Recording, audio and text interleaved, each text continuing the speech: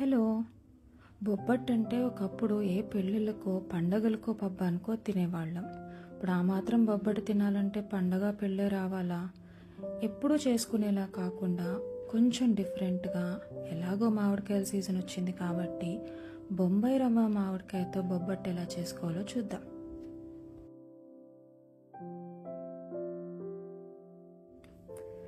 మైదా పిండితో మనకెందుకు కానీ ఒక కప్పు గోధుమ పిండిని ఒక గిన్నెలోకి తీసుకోండి.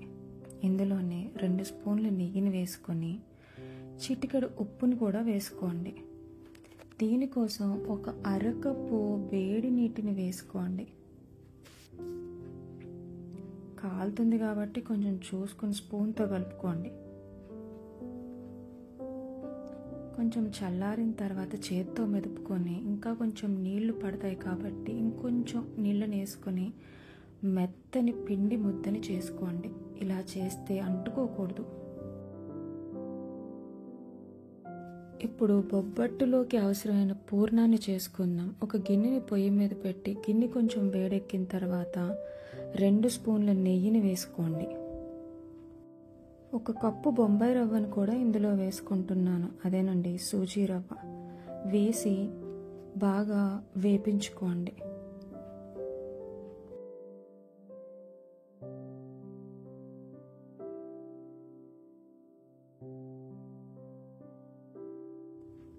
ఇది బాగా వేగిన తర్వాత అదే కప్పు కొలతని చూసుకొని 1 కప్పు పాలను వేసుకున్నాను.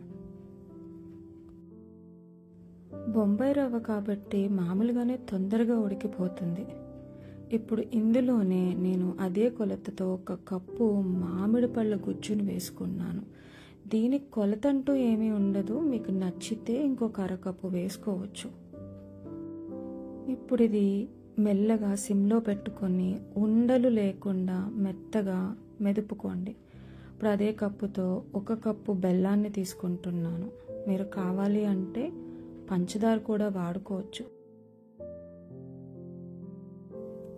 ఇప్పుడు ఈ బెల్లం అంతా కరిగి అది అంతా ఒక ముద్దలాగా తయారవుతుంది. ఇక్కడ కొంచెం ఓపికగా ఉండల్ని చూసుకుంటూ మెత్తగా పేస్ట్ లాగా చేసుకోండి. ఈ మాత్రం కన్సిస్టెన్సీలో వస్తే చాలు.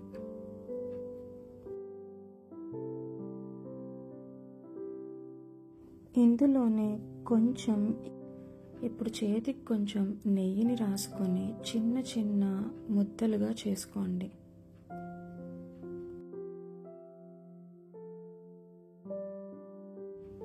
చిన్నప్పుడు మా అమ్మ పండగ అనగానే మా ఇద్దరికి ఇదో టాస్క్ ఇచ్చేది.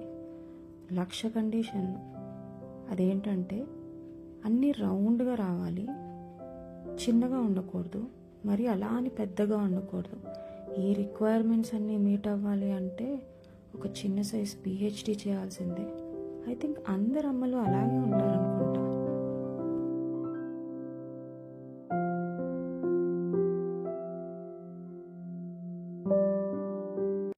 ఇప్పుడు ఇందాక చేసుకున్న చపాతీ పిండిని చిన్న చిన్న ముద్దలుగా తీసుకొని కొంచెం వెడల్పుగా ఒత్తుకొని అందులో ఈ పూర్ణాన్ని పెట్టి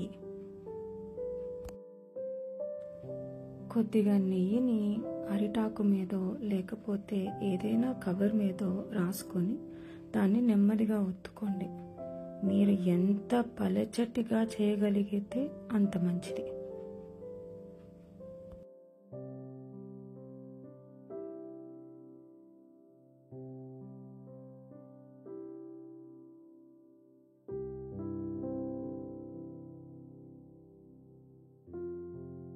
ఇప్పుడు కొంచెం నెయ్యిని వేసుకుని దాని మీద ఇందాక చేసుకున్న బొబ్బట్లను ఒకదాని తర్వాత ఒకటి వేసుకోండి.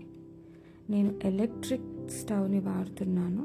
మీరు మామూలుగా స్టవ్ మీద పెట్టుకుని పెనం మీద వేసుకున్నా అలాగే వస్తుంది. నాకు చిన్నప్పటి నుంచి ఎందుకో బొబ్బట్టు అంటే అసలు నచ్చేది కాదు. మా అమ్మ నాకు ఎలాగో మామిడికాయ ఇష్టం కదా, మామిడికాయతో చేస్తే తింటుందేమోనని మామిడికాయతో చేసింది ఒకరోజు. టేస్ట్ నెక్స్ట్ లెవెల్లో ఉంది. మీరు కూడా ఒకసారి ట్రై చేసి చూస్తే మీకే తెలుస్తుంది.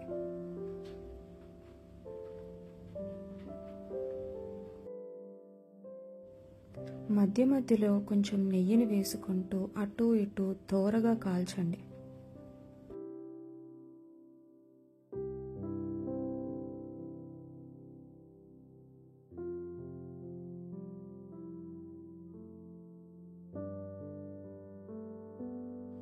ఎంత నెయ్యి వేసి కాల్చినా బొబ్బట్టు తినే విధానం ఒకటి ఉంటుంది.